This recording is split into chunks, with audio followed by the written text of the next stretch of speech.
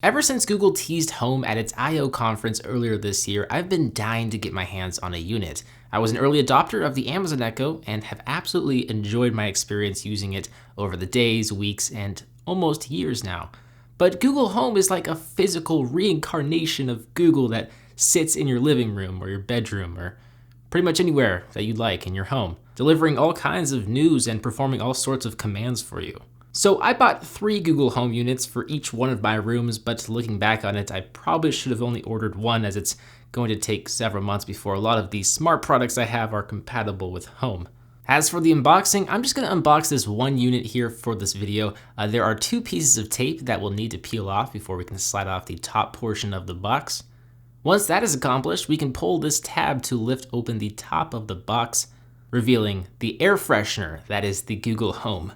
The unit is quite small, much smaller than an Echo, and it smells like a fresh pair of sneakers. Underneath we'll find a get started setup guide, but we won't need that as I'll walk you through the setup process. The last item is a power cable that is fused to the wall wart. It's a tangle-free cable, has a flat design, and has a neat cable management tie pre-installed. The setup process is very straightforward. You will need the Google Home app, which is the rebranded Chromecast app. You'll see an option to set up your new Google Home under devices. Now comes time to personalize your home. You'll need to confirm a test sound, select the room your Google Home is in, and connect Google Home to your Wi-Fi network so it can fetch an update. While it's downloading, updating, installing, and doing all of that fun stuff, you'll be introduced to your Google Assistant. It's an AI that can answer your questions and perform commands that are personalized directly to you. It'll even learn your preferences over time to better deliver information to you. Of course, if you don't want it to get to know you personally, you can disable this, but my guess is if you have a Google Home, you don't really care too much about privacy, or at least aren't too terribly concerned about it perhaps being in the wrong hands. I would just suggest you turn this feature on because it's going to make for the best experience. You can then set a location for your Google Home so it can deliver you traffic-related information. You'll then be asked to link your music services and select a default music service that will be used each time you ask the Google Assistant to play music. You can choose from Google Play Music, YouTube Music, Spotify, or Pandora. I'm going to use Spotify, but my runner-up would probably be YouTube Music because there are just so many songs on YouTube. Like, it has everything. Once that is complete, you'll just need to wait for Google Home to update. Now we're gonna ask Google Home some questions and see how it does, all right? So you can say 2 phrases to activate Google Home. The first is, "Hey Google, how are you?" Awesome, thanks. How can I help? Silence. You can also say, "Okay Google, what's the weather?" Currently in Lake Oswego, it's 57 and partly cloudy. It'll be partly cloudy there today with a forecasted high of 61 and a low of 48. Hey Google, how long will it take to get to Best Buy in Tualatin? On your way to Best Buy, traffic is light as usual. It is 16 minutes by car. 16 minutes, all right. Hey Google, play "Oh Baby, I Love You." All right, Baby I Love Your Way by Peter Frampton, playing on Spotify.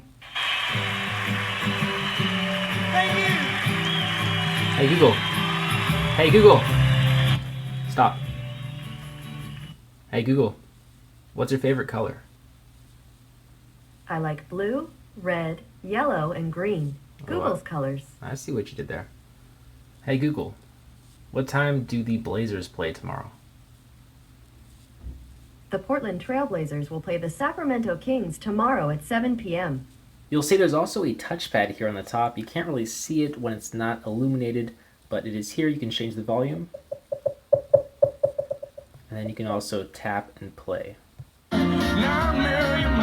Just like that, super simple. Based off first impressions, the sound quality is pretty decent. Given its size, it doesn't seem like it can output a very loud sound, but it does get pretty loud. Okay Google, play.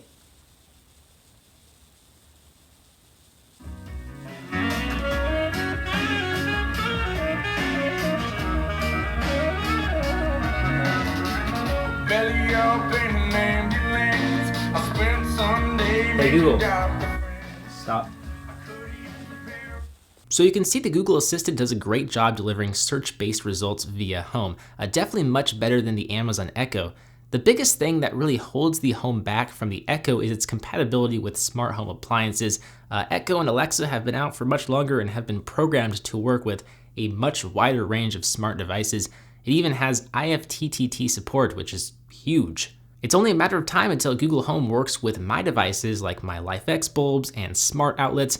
But until that happens, I am going to just happily stick with the Echo. I mean, there's no rush to get rid of the Echo. I have really fallen in love with Alexa. I will likely just have 2 always listening speakers scattered around my home. But with that said, I do look forward to spending more time with Home to see how it performs on a daily basis, because this is just my first look, my first impressions of the device. This is by no means a full review, so we're going to follow up with a full review in due time when we have a Chromecast Ultra and Chromecast audio to use and connect with the Home. Until then, make sure you are subscribed. I'm BoHD from PhoneDog.com. I hope you enjoyed this video. Thank you for watching, and I will see you right back here in the next one. See ya.